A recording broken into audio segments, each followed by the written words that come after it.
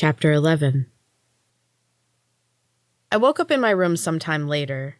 The golden ball was dim and the room was shadowy. My head was pounding, and when I tried to sit up, I saw stars. "Go easy," a voice in the dark said, and I jumped, sending another bolt of lightning through my head.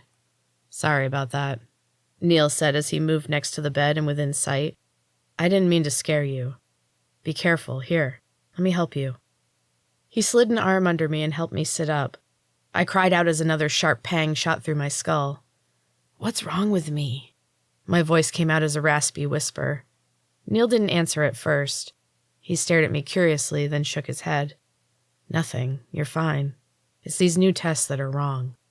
Look what they've done to you. I have to get you out of here." "What about the others?" Neil looked surprised. "What about them?" "We have to save them, too." Neil stroked his chin thoughtfully. "I don't know, Jane. I need to get you out of here soon. I don't have time to plan their escapes, too." "Look at you," I said, pointing to his bright white lab coat. "You have access to everyone, right?" "Yeah." His voice was uncertain. "I do." "What's with the coat?" The throbbing in my head was subsiding, and I raised an eyebrow at Neil. "Changing sides?" "Of course not. I'm loyal to my people." He sighed. "I'll figure it out." I smiled, though it sent a small current through me. The pain was dull now, charged with electricity, like the air before a violent thunderstorm. "I have to go," he said. "Rest up. The tests won't get any easier. I'll get you out as soon as I can, but this complicates things. It'll take some time." I put my hand on his arm. Another shock. He felt it too. His eyes grew wide. "Gather your strength," he said quietly. "You're going to need it." Cal brought me to the therapy room alone this time. He didn't speak or look directly at me. His face wore an odd expression. Guilt. Is anyone in this place medicated? We made the trip in silence. Just before he opened the door, he made the briefest of eye contact. His cheeks were flushed, and his eyes looked bright and feverish. "Be careful," he said as he opened the door to the bright white room. Gwen was in her corner staring at the floor. She didn't move when I entered. Roxy was already there, too. Her bright curls were standing out haphazardly from her head, and her pale eyes were wild. She glared at me when I entered and crossed her arms over her chest. Roxy was never going to be my friend. I moved to my corner and waited. The fourth corner was empty. The silence was dense and weighed heavily on our shoulders. The door opened again.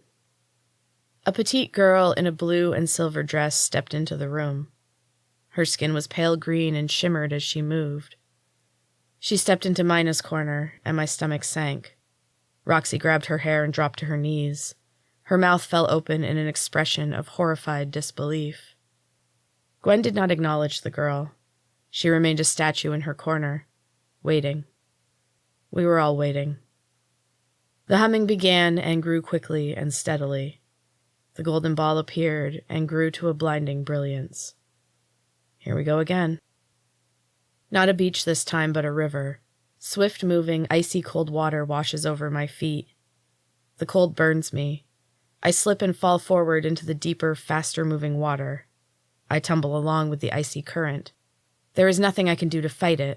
I cover my head with my arms and hope for the best. My body is jostled by rocks, and I gasp for air while swallowing more and more water. There is a burning sensation all around me, and the sense that I am slowly dying. I can feel life slowly being drained from my body. My lungs burn with the lack of oxygen. This is it. This is my death.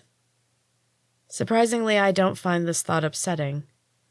It's not much of a life, and this isn't so bad. Dark and cold with the sound of rushing water all around me. I let go and sink back into the sound. It doesn't matter anymore. Another sound. Humming. It was different from the sound in the room. It was higher pitched and smooth, less abrasive.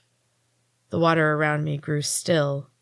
Little bubbles swirled around and held me steady amidst the current. The humming grew into voices. There were no words, and the sound was continuous as the bubbles churned and swirled around me.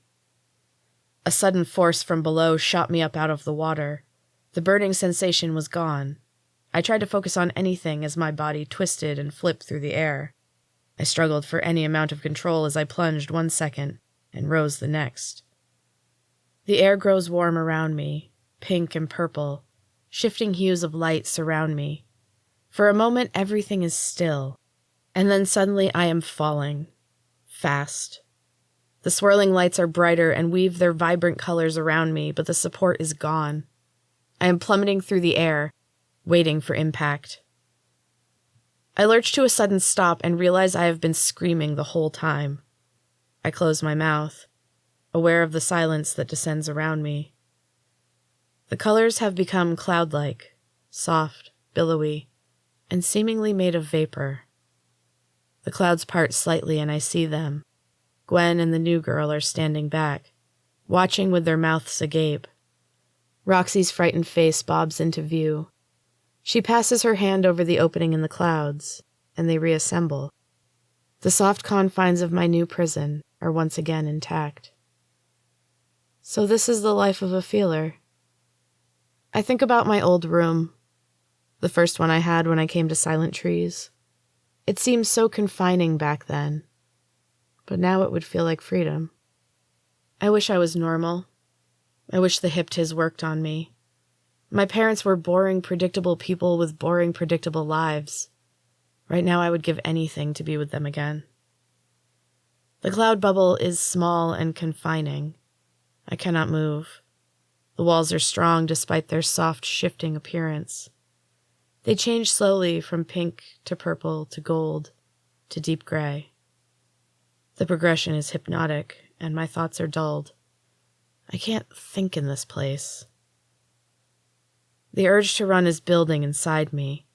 I was never a very active kid, but now every nerve in my body is itching to break free and run as fast as I can away from Silent Trees. If that's even where I am.